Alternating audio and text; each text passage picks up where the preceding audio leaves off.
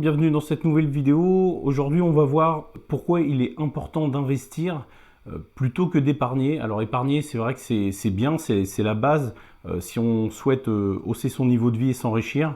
Mais mettre de l'argent de côté sur un livret bancaire, on va voir que c'est pas la meilleure des choses à faire et qu'il faut bien évidemment investir un maximum son argent. Et on va voir justement dans cette vidéo pourquoi c'est important et on va faire quelques petits calculs pour que vous puissiez bien comprendre la différence entre épargner sur un livret et épargner dans des actifs, bourse, crypto, immobilier et autres. Donc avant, pour bien comprendre pourquoi il est important d'investir, faut déjà pour comprendre qu'est-ce que l'inflation. Parce qu'aujourd'hui, l'inflation, c'est ce qui vient grignoter votre épargne et votre pouvoir d'achat. Donc aujourd'hui, l'inflation en France, on est dans des périodes assez fortes en inflation. Vous avez dû en entendre parler un petit peu à la télé ou ailleurs. Donc l'inflation, pour commencer, c'est quoi? L'inflation, c'est la baisse de la valeur de la monnaie qui se traduit par une hausse des prix. Donc en fait, aujourd'hui, si vous avez 1000 euros sur votre compte bancaire, et avec une inflation comme on a aujourd'hui sur l'année actuellement, sur les chiffres de juillet à 6,1%, c'est qu'en fait vous perdez 6,1% tous les ans sur une année à 6,1. L'année prochaine ce sera bien évidemment autre chose, peut-être plus, peut-être moins. Mais sur une année comme l'année 2022, vous aurez une perte de 6,1% de la valeur de vos 1000 euros. Alors vous aurez toujours 1000 euros sur votre compte bancaire, mais vos 1000 euros auront 6,1% de valeur en moins dû à la hausse des prix. Vous pourrez acheter moins de choses avec ces mêmes 1000 euros. Alors aujourd'hui, on aimerait tous avoir notre épargne qui ressemble à ça. Et pour que cela se produise, il va falloir faire plusieurs choses. La première, c'est d'avoir des revenus supérieurs à nos dépenses. Donc dans ces cas-là, deux solutions.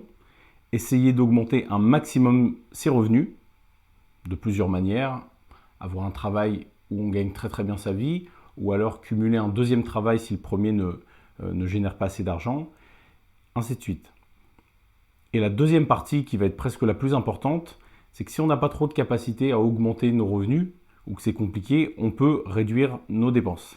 Et quand on épargne, la chose à ne pas faire, c'est ça. Ne pas épargner dans le petit cochon, ne pas épargner sur des livrets bancaires. Alors bien évidemment, il va falloir une partie d'épargne, ce qu'on appelle une épargne de sécurité. Donc après, ça va dépendre le montant va dépendre de la situation dans laquelle vous êtes. Si vous êtes jeune, que vous avez 18 ans, que vous êtes chez papa-maman, honnêtement, 1000, 2000 euros maximum de côté suffisent. Après, si vous avez 30 ou 40 ans, que vous avez une résidence principale, 2 enfants, là, il va peut-être falloir se mettre un billet de 8 à 10 000 euros de côté. Et plus, si vous faites de l'investissement immobilier pour du locatif, là, vous allez peut-être monter à 10, 15, 20 000. Bien évidemment, il va falloir que votre épargne de sécurité soit proportionnelle à vos dépenses futures que vous pourriez faire. Par exemple, si vous avez une résidence principale, c'est votre maison, donc s'il y a un jour un problème sur la toiture et qu'il y a 10 000 euros de factures à payer, de couvreur ou même d'électricité ou autre, il va falloir être capable de le payer. Donc en fonction de sa situation, essayez de vous fixer une épargne de sécurité. Généralement, maximum, on est sur 6 mois de dépenses. Au-delà de cette épargne de sécurité, c'est une perte d'argent. Tout l'argent que vous allez laisser sur vos comptes, c'est une perte d'argent. Donc déjà, l'épargne de sécurité que vous avez, mettez-la sur un livret bancaire, le livret bancaire qui va être accessible à tout moment et qui va rémunérer le plus. On va le voir dans la vidéo. Actuellement, pour les personnes qui sont non imposables, ça va être le LEP, donc livret d'épargne populaire. Après, pour les gens qui sont imposables, il y a tout un tas de livrets, le livret A ou d'autres. Donc on va commencer avec un exemple. Donc là, on est sur un site qui nous montre ce qu'est l'inflation et comment l'inflation grignote notre pouvoir d'achat. Vous voyez, là j'ai mis où on met 1000 euros épargnés en 1992. Bien évidemment, en 1992, on était au franc, mais là on va parler en euros pour que vous puissiez comprendre. Parce que si on se met à traduire des anciens francs à l'euro, ça va être très compliqué, la vidéo va être compliquée. Mais 1000 euros investis en 1992 à aujourd'hui, donc sur 30 ans, vous auriez perdu 52,9% de votre épargne. Donc 1000 euros en 1992 vaut 52,9% de moins aujourd'hui. Ce qui correspond à une chute moyenne de la valeur de 17,65 € par an. Donc 1 000 € de côté, tous les ans, depuis 92, vous auriez perdu 17,65 € de valeur de monnaie. Donc vous auriez toujours 1 000 €, mais vos 1 000 € à l'époque achètent beaucoup moins de choses que les 1 000 € d'aujourd'hui. Il faut savoir que l'argent d'aujourd'hui vaut plus cher que l'argent de demain. Ça, c'est quelque chose en économie, en finance, qu'il faut bien comprendre. Donc aujourd'hui, comme on l'a dit, l'inflation en 2022 est de 6,1%. Donc si vous placez aujourd'hui votre argent sur un LEP, livret d'épargne populaire, c'est le taux actuel bancaire qui rapporte le plus, vous allez avoir 4,6% d'intérêt annualisé contre une inflation de 6,1% annualisée. Donc on voit tout de suite que vous auriez une perte sèche tous les ans de 1,5%. L'inflation étant plus forte que le taux du livret. Aujourd'hui, pour combattre l'inflation, il faut au minimum être égal à l'inflation. Donc là, il faudrait un taux de livret qui soit 6,1. Et dans le meilleur des cas, il faudrait même battre l'inflation parce que avoir 6,1, c'est-à-dire garder son pouvoir d'achat. Le but quand même, c'est de réussir à épargner et même s'enrichir. Sans parler d'arriver à des montants extraordinaires, des millions, des dizaines de millions à sa retraite. C'est pas forcément le but de chacun, mais au moins d'avoir plus d'argent à 60 ans qu'on ne pouvait en avoir à 20 ans. C'est quand même, je pense, le but de beaucoup de personnes. Et donc, pour ça, sur un livret bancaire, il faut combattre l'inflation. Et historiquement, c'est très rare, voire quasiment impossible, parce qu'en règle générale, les taux des livrets bancaires sont indexés à l'inflation. Donc si vous avez aujourd'hui un LEP qui était le mois dernier encore à 2,2% et en début d'année à 1%, 1,25 je crois, il augmente. Pourquoi? Parce que l'inflation augmente, mais il restera toujours inférieur à l'inflation. Vous n'allez pas avoir une inflation de 6,10 avec un taux de livret à 8%. Ça n'arrivera plus jamais, c'est arrivé très peu dans le passé et ça n'arrivera plus jamais. Donc on comprend vite que l'inflation grignote notre pouvoir d'achat. Alors encore pire si vous laissez l'argent sur un compte courant, bien évidemment, qui rapporte absolument zéro. Donc là, vous prenez vraiment les 6,1% dans les dents. Donc dans l'exemple qu'on a vu tout à l'heure, 1 000 € investis en 1992 valent aujourd'hui 471 €. C'est-à-dire que quelqu'un aujourd'hui qui a 471 €, il a la même somme d'argent que quelqu'un en 1992 qui avait 1 000 €. Donc vous voyez, on achète avec 471 € aujourd'hui la même chose qu'avec 1 000 € en 92. Donc on voit bien la baisse, vous voyez, de 52,9% de notre pouvoir d'achat. Donc c'est une division par 2 en 30 ans. Alors comment remédier à ça? Aujourd'hui, il y a plein de possibilités d'investissement pour surperformer l'inflation. Donc l'inflation est due à tout un tas de facteurs. Et aujourd'hui, on va voir les performances historiques de certains des investissements pour que vous puissiez comprendre la différence avec le même investissement de 1 000 €. Donc on va commencer avec un investissement dans l'or physique. Donc si vous aviez acheté de l'or, alors j'ai pas mis forcément les mêmes années parce qu'après au niveau des graphiques c'était pas toujours facile de trouver de réels graphiques à la même année, au même mois, ainsi de suite. Mais ça va vous donner déjà une tendance. Donc on va commencer avec l'or physique. Donc si vous aviez acheté une pièce d'or, un lingot d'or ou quelque chose d'or physique, pour 1 000 € investis en 1998, vous auriez aujourd'hui 5 150 €, soit une performance de 415%. Donc vous voyez, on a transformé 1000 en 5 150. Donc on a fait un peu plus de x5, quand de l'autre côté on a perdu 50%. Sur un investissement boursier maintenant, pour 1 000 € investis il y a 30 ans, alors j'ai pris comme indicateur le S&P 500. Le S&P 500, c'est l'indice phare de la bourse. Ça regroupe les 500 plus grandes entreprises américaines. Donc pourquoi entreprises américaines? Parce que le marché américain, c'est un des marchés les plus dynamiques. C'est la première économie mondiale. Donc c'est ça équivaut au CAC 40 en France, sauf que là, on est sur l'économie américaine et c'est pas 40 entreprises comme en France, c'est les 500 plus grandes entreprises. Donc c'est un des indicateurs les plus connus. Donc aujourd'hui, 1000 € investis il y a 30 ans dans le S&P 500, vous aurez généré une performance de 900%, soit aujourd'hui une valeur de votre portefeuille de 10 000 €. Donc vous voyez que là, on n'est plus du tout sur les mêmes montants.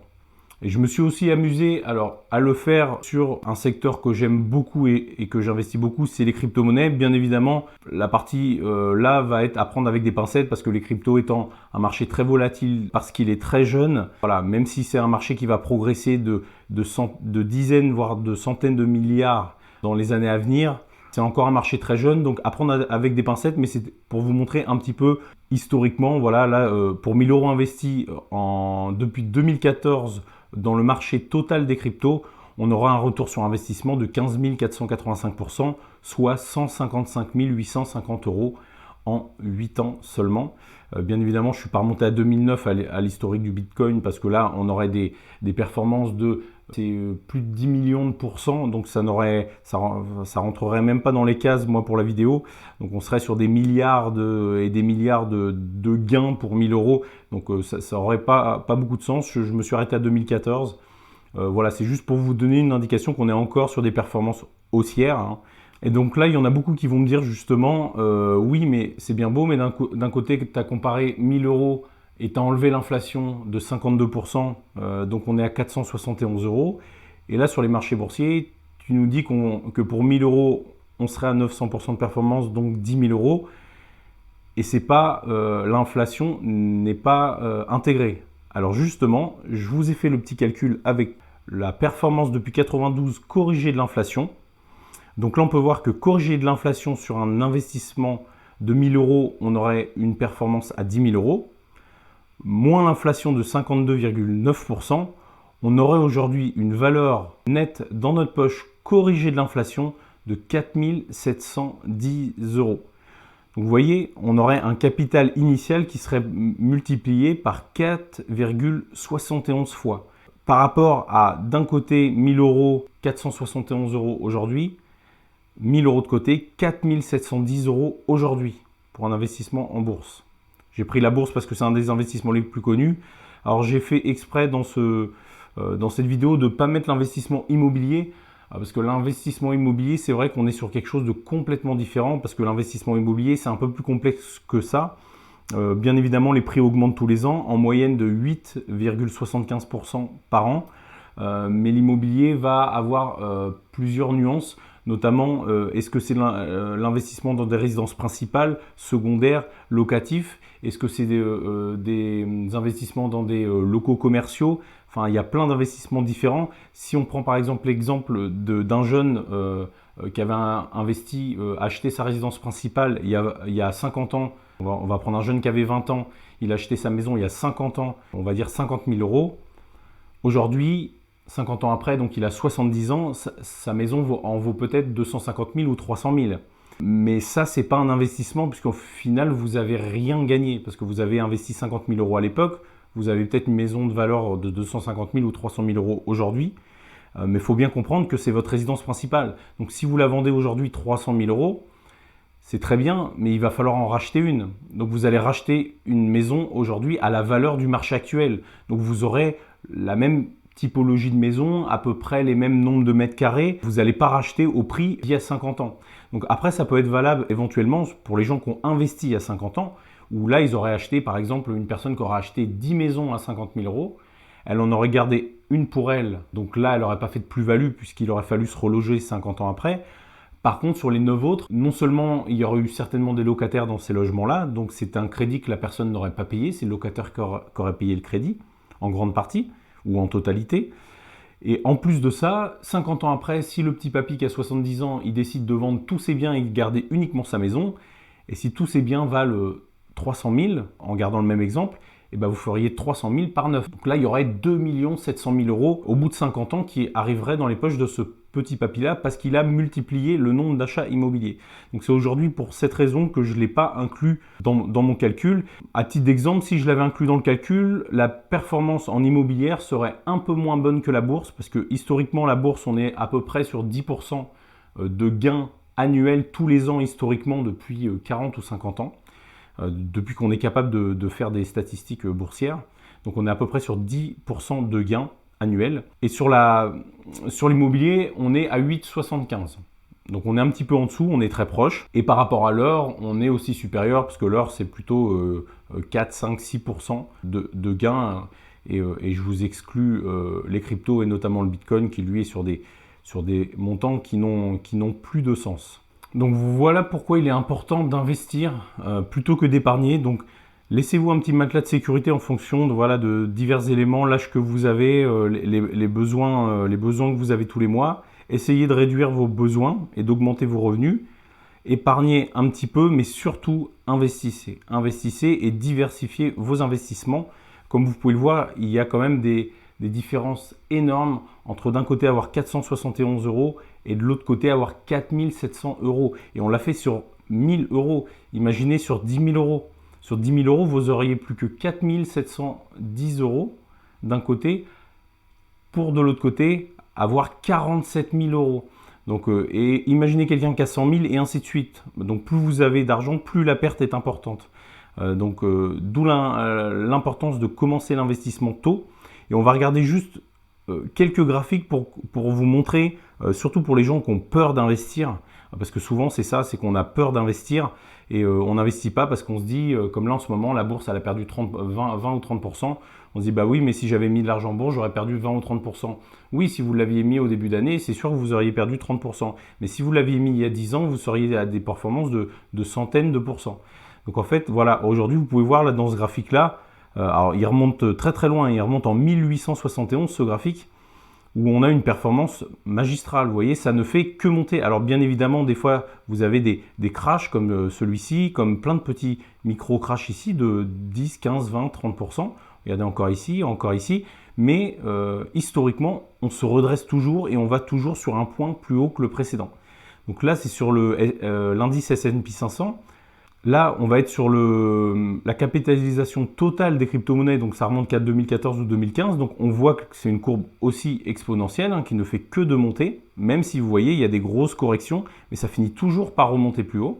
Là, on a le graphique de l'or. Donc vous voyez, or, idem, ça ne fait que de monter, même s'il y a des grosses chutes à des moments donnés. Mais si vous achetez un petit peu tous les mois de Bitcoin, alors d'or, moi personnellement, je suis pas spécialement un fan des métaux précieux, mais ça peut faire du sens d'en acheter un petit peu. Et si vous en achetez un petit peu d'or, un petit peu de Bitcoin, un petit peu de valeur du S&P 500 ou même des ETF S&P 500, si vous ne savez pas ce que c'est, on pourra éventuellement faire une vidéo sur plutôt dans quoi investir, comment investir et pourquoi. Donc mettez en commentaire et comme ça je vous expliquerai moi ma vision des choses et comment moi je procède. Et donc on peut voir aussi que l'or historiquement fait absolument que de monter. Et vous avez même là, je vous ai mis un graphique de l'immobilier depuis les années 1900. Vous voyez, le graphique ne fait absolument que monter et on est sur une performance de 8,75 par an historique. Aujourd'hui, tous ces investissements-là surperforment l'inflation. Donc dans ces conditions-là, non seulement vous n'allez pas avoir de perte de pouvoir d'achat due à l'inflation, mais en plus vous allez gagner de l'argent. Donc c'est quand même le plus important et avec les intérêts composés et l'investissement cumulé, vous pouvez augmenter exponentiellement vos revenus. Donc voilà, c'est tout pour cette vidéo. J'espère qu'elle n'a pas été trop longue. N'hésitez pas à vous abonner si elle vous a plu. Laissez un commentaire si vous avez des idées ou si vous n'êtes pas d'accord avec des éléments de la vidéo et si vous avez des suggestions de vidéos pour la prochaine. Et puis moi, je vous dis à très bientôt. Ciao!